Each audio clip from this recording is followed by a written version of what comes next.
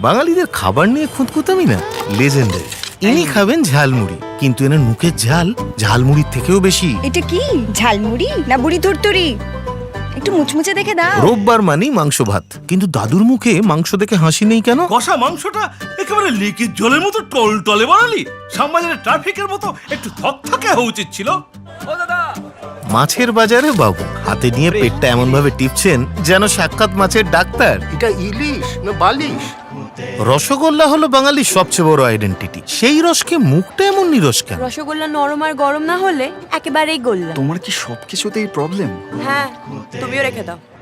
তাহলে চা কেনার সময় এই খুঁতখুঁতামি তো আলবাত থাকবে। ফ্লেভারটা কোথায়? বাগানে যেতে হবে নাকি? 1 মিনিট, এইতে নিন টাটা টি গোল্ড, ভরপুর ফ্লেভার।